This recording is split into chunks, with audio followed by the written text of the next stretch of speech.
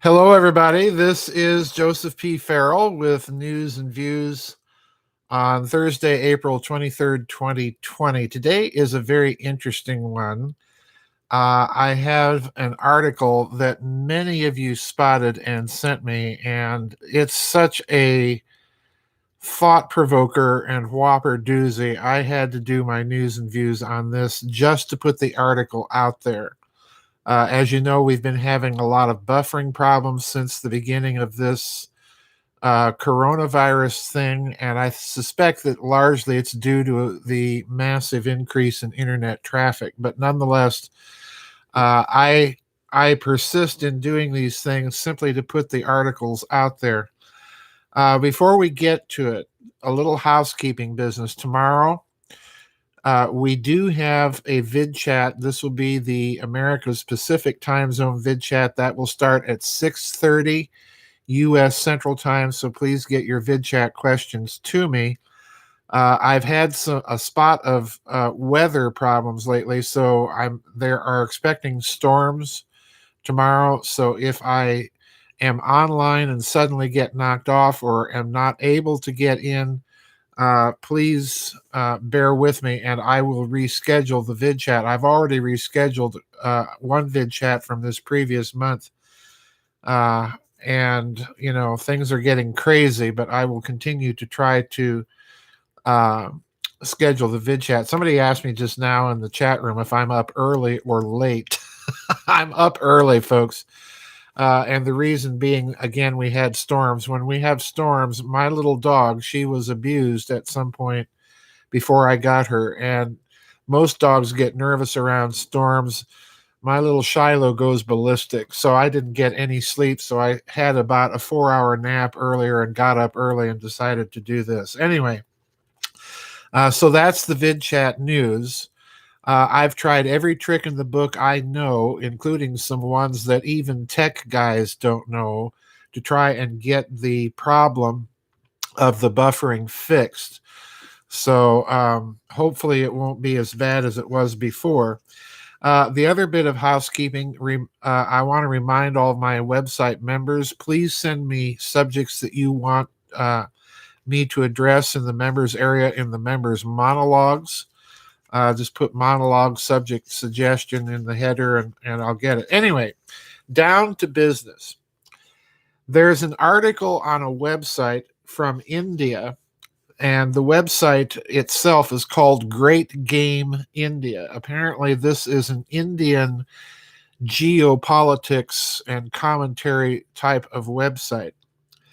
And this article contains so many explosive bombshells. I want to read a great deal of this article to you. It was reported on April 20th, just 3 days ago. The article's titled Chinese Agent Charles Lieber and His Virus Transmitters. And I'm going to be reading a few paragraphs from this article and pausing to make a few comments to remind you of some other things, because personally, if you've been following the internet news about this Fauci virus scandal, and I've taken to starting to call it the Fauci virus rather than the coronavirus, because it's becoming obvious to most of us that even though this virus is real and people suffer horrible deaths, there's something else going on in connection with it. And I think probably most of you who listen to me and other internet commenters and blog sites are probably thinking the same thing. So here's the story, and here we go from Great Game India and the article Chinese Agent Charles Lieber and His Virus Transmitters. Listen carefully. Quote, Dr. Charles Lieber is a nanoscientist at Harvard University. He was recently charged by the American authorities for secretly being a Chinese agent. Now, that's not exactly true. The federal government, as far as I know, never charged him for that. What they did charge him for was not allegedly not disclosing his financial ties to communist China, and more particularly to the laboratory in Wuhan. Anyway, to continue. There is a mystery surrounding the nature of his work. It is said that he was recruited for advanced research into nanowire batteries. But investigation by Great Game India has shown that Lieber was in fact working on virus transmitters that could penetrate cell membranes without affecting the intercellular functions and even measure activities inside heart cells and muscle fibers. Dr. Charles Lieber is a nanoscientist at Harvard University who also serves as a chair for Harvard's Department of Chemistry and Chemical Biology. He was arrested by the U.S. Department of Defense in January for lying about his association with China's Thousand Talent programs. Now, let me stop again, because that's a new bit of information I have not heard before, at least from the media in this country. The way that the arrest of Dr. Lieber was reported in the major propaganda ministry media in this country was that he had been arrested by, quote, federal authorities, unquote. There was no mention of the Department of Defense. This is the first time I've heard this. Now, there may be news sources behind this, I don't know, but I rather suspect that the Indians probably do know and that this information is legitimate. Anyway, to continue. He was arrested by the U.S. Department of Defense in January. Now, remember the timing here. Let me again stop. The timing here is important because that time period was roughly the time period that this coronavirus, Fauci virus story began to trickle into the American media. Now, I can't speak for other countries, but that's the way it happened here. At the time, this country was largely focusing its attention on the Trump impeachment efforts in the U.S. House of Representatives. But these stories started coming out at about this time, and there was another bit of information that you need to bear in mind in the timing of all of this, is that about 2 to 3 weeks before Dr. Lieber was arrested, the University of Harvard took all of its finances, listen carefully, all of its finances completely black. Okay? So once again, he was arrested by the U.S. Department of Defense in January for lying about his association with China's Thousand Talent program. It is basically a recruitment plan which seeks to lure overseas talent and foreign experts to bring their knowledge and experience to China and, in return, reward individuals for stealing proprietary information. According to the charging documents, Lieber was a contractual participant of the program and was paid $50,000 monthly, along with $158,000 in living expenses and $1.74 million to set up a research lab at Wuhan University. The fact that Lieber kept his association with the Chinese a secret put his integrity in question, as well as financial conflicts of interest, including financial support from foreign governments or foreign entities. What's more concerning is that the affidavit released by the federal prosecutors states that Lieber signed an agreement between Harvard and Wuhan Institute of Technology. According to the affidavit, the purpose of the agreement was to carry out advanced research and development of nanowire-based lithium-ion batteries with high performance for electric vehicles.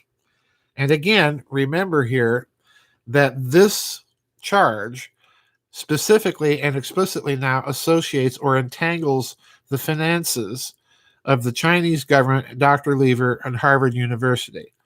So I'm wondering if this is in part, at least, An explanation why that university, which has a massively huge endowment, folks, took all of its finances black.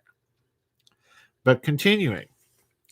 However, things don't add up, since the focus of Lieber's research has never been about nanowire batteries. One nanoscientist and former student of Lieber says, quote, "I have never seen Charlie working on batteries or nanowire batteries," unquote. In fact, in all his research papers and patents, there is no mention of batteries or vehicles. Now, I'm skipping a few paragraphs here. Lieber noted, by the way, this is in respect to his work on creating nanowires, all right? So even though there's no, according to this one student, that he doesn't work on nanowires or things like that, Lieber, in fact, did so, and now they're commenting on this. And when he grew these nanowires, he commented that, quote, "continued shrinkage ultimately becomes problematic in terms of just how one achieves it. Instead, listen, he created tiny logic circuits and memory, the two main components of a computer, using nanowires. And these circuits were really tiny, some of which were just a few atoms across.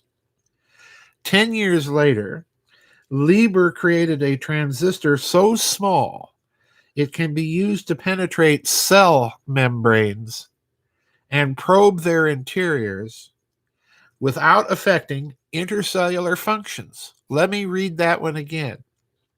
10 years later, Lieber created a transistor so small it can be used to penetrate cell membranes and probe their interiors without affecting the intercellular functions. The biocompatible transistor, the size of a virus, can not only measure activities inside a neuron, but also heart cells and muscle fibers.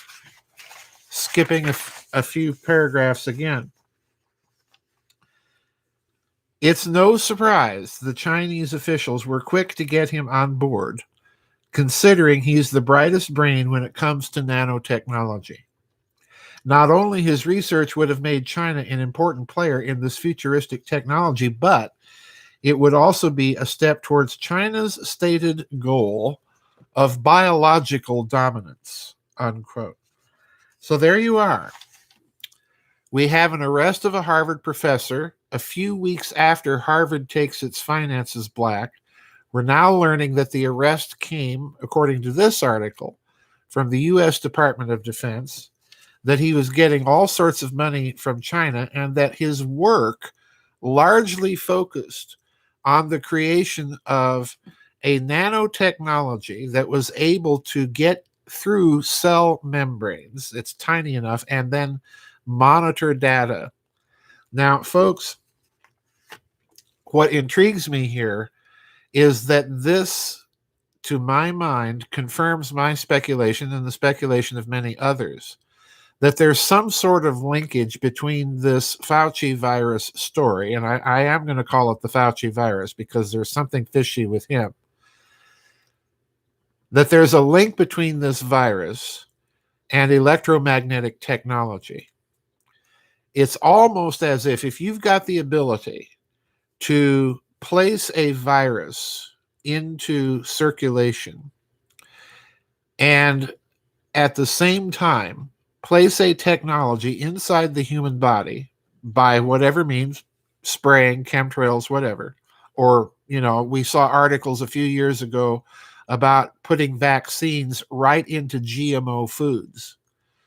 So in other words, if you've got a technology able to create a tiny transistor able to penetrate cell membranes, you've got the ability to activate a virus electromagnetically. That's what I'm driving at here. There's another aspect here that is also beginning to come out that those of you in other countries may not be aware of, and that is that apparently work on this whole field of coronaviruses had been pursued by Dr. Fauci during the Obama administration, that he received funding from that administration, but apparently there was an accident. And I remember vaguely hearing about this. If any of you have articles or can recall this and find the story, I would be grateful, because there was apparently an accident where the virus nearly got out into general circulation circa 2014. And at that point, the Obama administration, as far as I've been able to tell, pulled its funding and issued a moratorium that research of this type had to stop. So what apparently has happened, as far as I've been able to track this story thus far, apparently what happened then was that Dr. Fauci outsourced this research to, guess where? China, in order to bypass President Obama's moratorium.